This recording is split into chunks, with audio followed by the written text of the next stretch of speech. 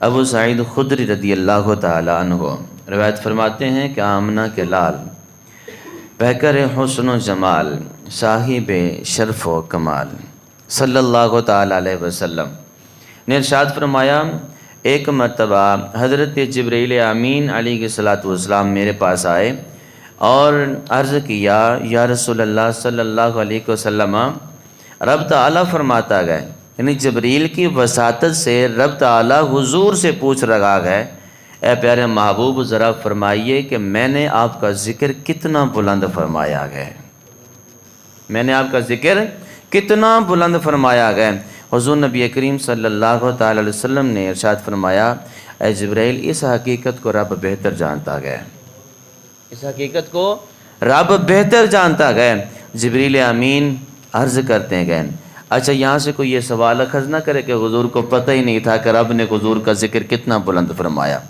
کچھ مواقع ایسے ہوتے ہیں، کچھ جگہیں ایسی ہوتی ہیں جہاں پر جواب دینا بہتر نہیں ہوتا، جواب دینا بہتر نہیں ہوتا، اگلے سے جواب لینا ہی بہتر ہوتا ہے۔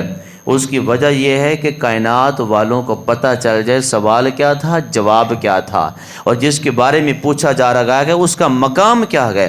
جبرائیل پوچھ رہے گئے، یا رسول اللہ بتائیے، رب پوچھ رہا ہے، رب سوال کر رہا ہے آپ سے کہ آپ کا ذکر کتنا بلند کیا ہم نے۔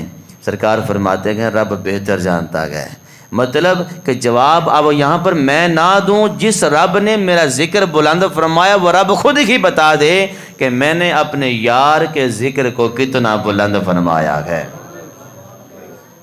اب سنیں، رب نے اپنے محبوب اپنے یار کا ذکر کتنا بلند فرمایا ہے۔ رب تعالیٰ ارشاد فرماتا ہے، اذا ذکرت ذکرت معی۔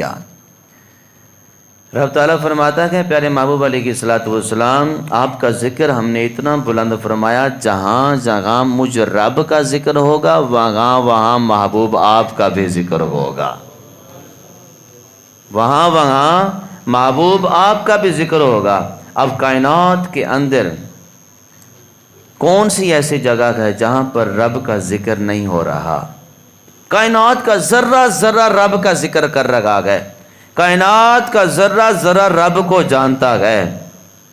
اس کا مطلب ہے جہاں جہاں رب کا ذکر ہے، جو جو اللہ کو جانتا ہے وہ محبوب کو بھی جانتا ہے، جو جو اللہ کا ذکر کر رہا ہے وہ محبوب کا بھی ذکر کر رہا ہے۔ حضور کی خاموشی میں یہ تھا فائدہ کہ جو رب مجھ سے پوچھ رہا ہے، محبوب بتائیے آپ کے ذکر کو کتنا بلند فرمایا، وہ رب خود ہی ارشاد فرما دے کہ میں نے اپنے یار کا ذکر کتنا بلند فرما دیا گیا، کتنا بلند فرما دیا گیا۔ فرمایا، پیارے محبوب، جہاں جہاں میرا ذکر ہوگا وہاں وہاں آپ کا ذکر ہوگا۔ علامہ آلوسی رحمۃ اللہ تعالی علیہ اس حدیث پاک کی شرح کرتے ہوئے ارشاد فرماتے ہیں کہ کلمہ شہادت کو دیکھیں تو اس کے اندر رب کے نام کے ساتھ حضور کا نام بھی موجود ہے۔ حضور کا نام نہ آئے تو کلمہ پورا نہیں ہوتا، لا الہ الا اللہ محمد الرسول اللہ۔ اللہ کے نام کے ساتھ جب حضور کا نام نہ آئے تو کلمہ طیبہ مکمل ہوتا ہی نہیں ہے۔ اگر رب تعالیٰ کی اطاعت کی بات آ گئی تو رب تعالیٰ نے اپنی اطاعت کے ساتھ حضور کی اطاعت کو بھی شامل فرما دیا۔